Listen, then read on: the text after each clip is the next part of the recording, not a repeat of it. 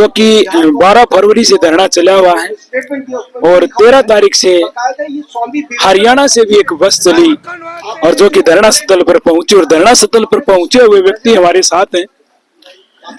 तो हम उनसे जानना चाहेंगे कि भाई यहाँ जो पहुंचे हैं उनका क्या मकसद है। जी नमस्कार, नमो बुद्धाय, जय भीम। बौद्ध समाज हरियाणा से चलकर महाबोधि विहार आंदोलन में सम्मिलित होकर इस आंदोलन को तन मन धन और पूरे जन समर्थन देने के लिए यहाँ पहुंचा है और डायरेक्ट अपनी एक मांग है कि बौद्धों की धरोहर बौद्धों को दी जाए।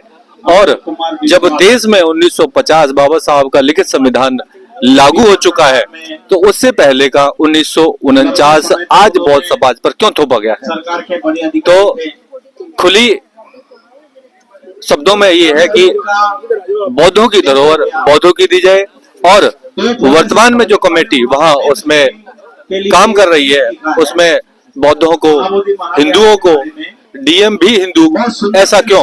अन्य धर्मों की कमेटी में वहां के धर्माधीशों को ही वहां उस व्यवस्था को सौंपा जाता है।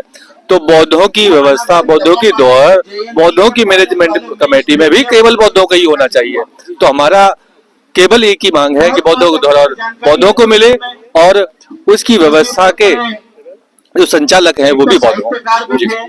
जी बहुत बहुत साधुवाद। ये थे हमारे साथ अमित जी। जी आप क्या कहना चाहेंगे? हम ये कहना चाहेंगे कि जो बौद्धों की धरोहर है वो बौद्धों को ही दी जाए और नहीं तो आप सर्वधर्म अगर समान मानते हैं तो क्यों ना आप राम मंदिर में भी भिक्षुओं को प्रवेश करें, क्यों ना आप जितने भी धार्मिक आपके मंदिर हैं उनमें सभी को जो है ना सभी को भिक्षुओं को उनमें आमंत्रित करें। और अगर नहीं करते हैं तो इसके अंदर भी दूसरे धर्म का क्या मकसद है उसका तो नहीं होना चाहिए, सिर्फ बौद्धों का ही इसके अंदर प्रवेश होना चाहिए, कमेटी के अंदर बौद्ध ही होने चाहिए। तो हमारा यही जो है ना यहाँ आने का मकसद है कि बौद्धों की विरासत सिर्फ बौद्धों को मिले। जय भीम, जय भारत। रविंद्रनाथ टैगोर है, सभी को जय भीम होता। मैं ज्यादा कुछ नहीं कहते हुए मैं ये कहना चाहता हूँ जो हमारे गया बौद्ध में जो ब्राह्मण लोगों का वो है उनसे छुड़वा दिया जाए और ये बुद्ध धर्म को यानी कि हमारे बुद्धिस्ट लोगों को दे दिया जाए, जिससे कि हमारे बुद्धिस्ट लोगों की वहाँ धरोहर है वो उनको सुधार सकते हैं। दूसरे लोग उनको सुधारते नहीं है, उन पर लिपा पोती करके उसको दूसरे ढंग में उनका चेंज कर देते हैं और बुद्धिस्ट लोगों को वहाँ पे बैठा दिया जाए।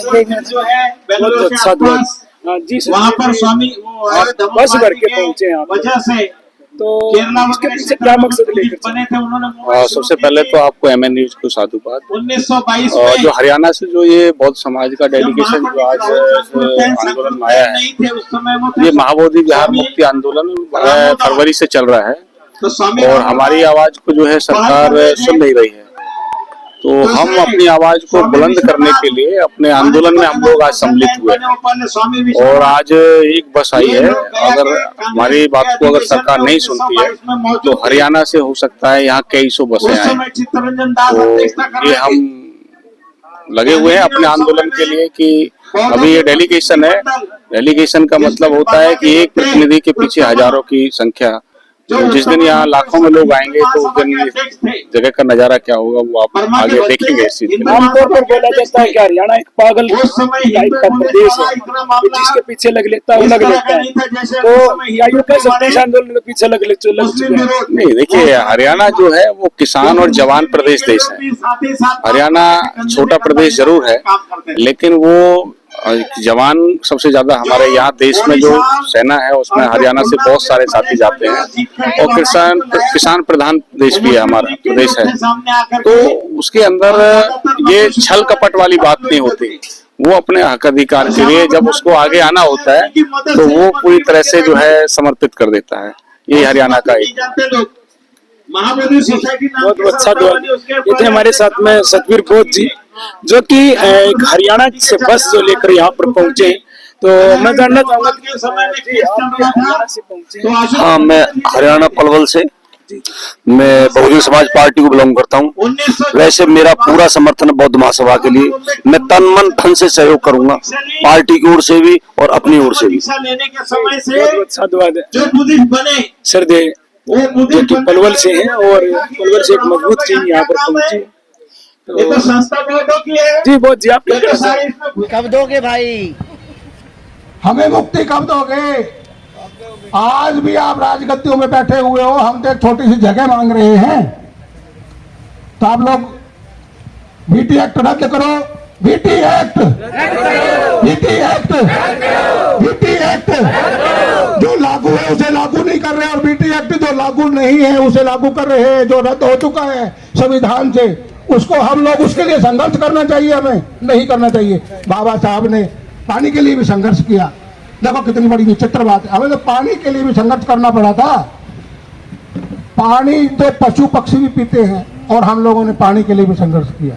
तो ये जो आज हम बौद्ध के लिए संघर्ष कर रहे हैं, हो सकता है मैं अपने घर से इजाजत लेकर आ जाऊं और आप लोगों के साथ बैठ जाऊं, तो ये सारी चीजें विचाराधीन हैं, और इन्हीं बातों के साथ मैं अपनी बातों को विराम देता हूं।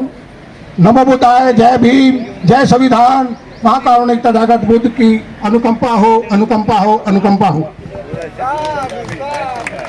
बहुत बहुत धन्यवाद JC दोशीवाल जी, जो आपने आश्वस्त कि जो बीटी एक्ट उसको निरस्त कराने के लिए, और इस एक्ट के तहत जो यहाँ की मैनेजमेंट कमेटी है